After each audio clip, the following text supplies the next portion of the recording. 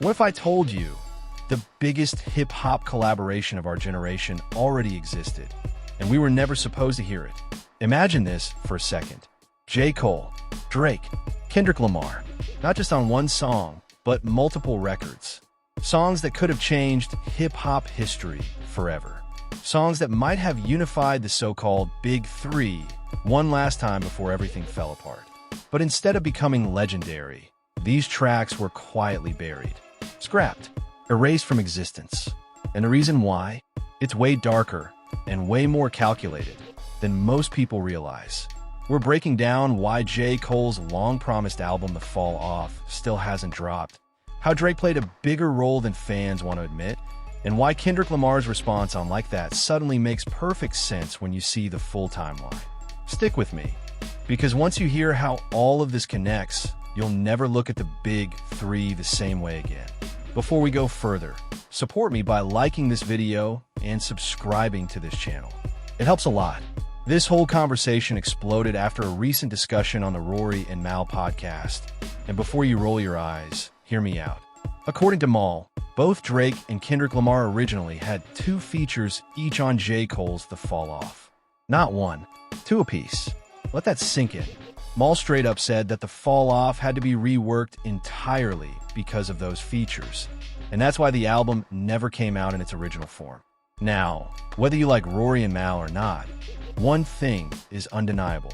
Mal has real industry connections. He's close to Drake. And people like that don't casually throw their friends under the bus with fake stories. So the question becomes, why would this information come out now?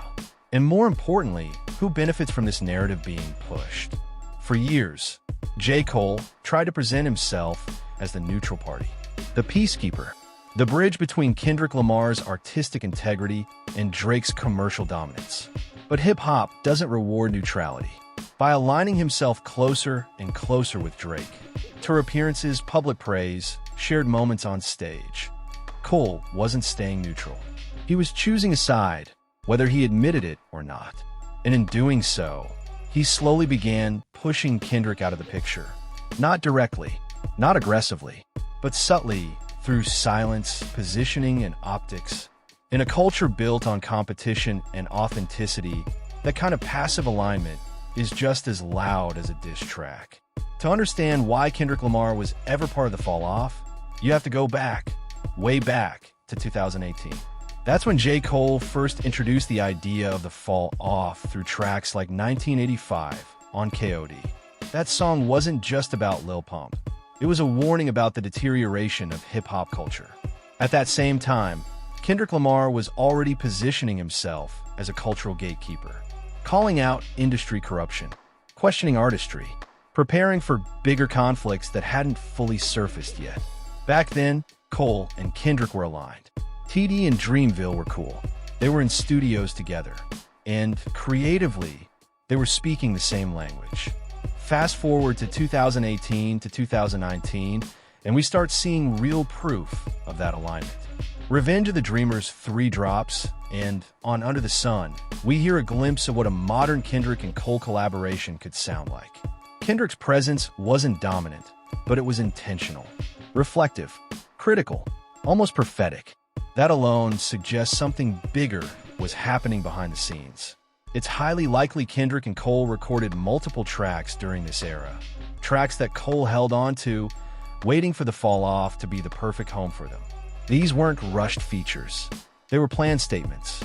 Then came the early 2020s, and with it, a shift. Kendrick disappeared to work on Mr. Morale and the Big Steppers. Drake doubled down on volume, tours, and dominance. And J. Cole started drifting.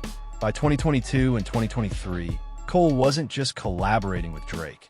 He was standing next to him publicly, reinforcing narratives that subtly minimized Kendrick's role in the culture. From its All a Blur tour to shared performances, the optics were clear. Drake and Cole were positioning themselves as the faces of hip-hop, and Kendrick was being edged out. Here's where things get really messy. If Kendrick already had 2 verses on The Fall Off from years earlier, and Drake later recorded his own 2 features, suddenly Cole's album wasn't just a solo statement anymore. It became a power struggle. Drake matching Kendrick's presence track for track doesn't feel accidental. It feels strategic, like a move to ensure equal or greater influence over a project that was never supposed to be about dominance. And for an album known for minimal features, that alone would have completely changed the structure of the Fall Off. At some point, Kendrick clearly saw the writing on the wall. The alliances, the narratives, the quiet attempts to rewrite history.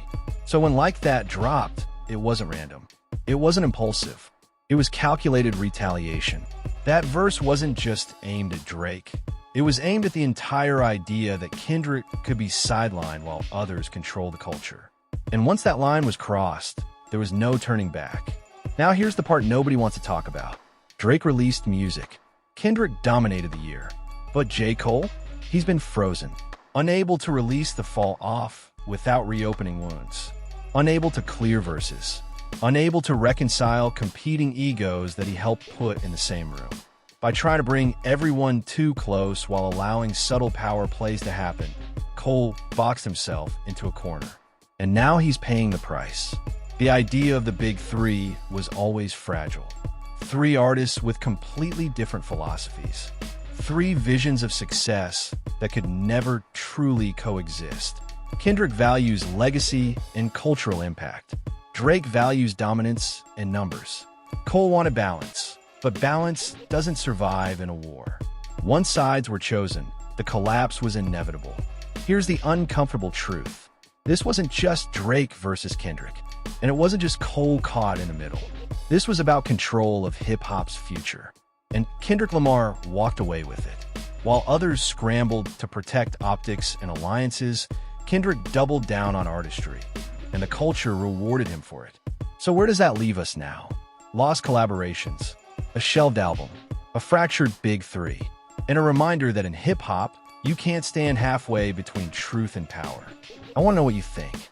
Do you think the Fall Off will ever come out in its original form? Or are those Kendrick and Drake verses gone forever? Thanks for watching. Remember to like this video and subscribe to this channel.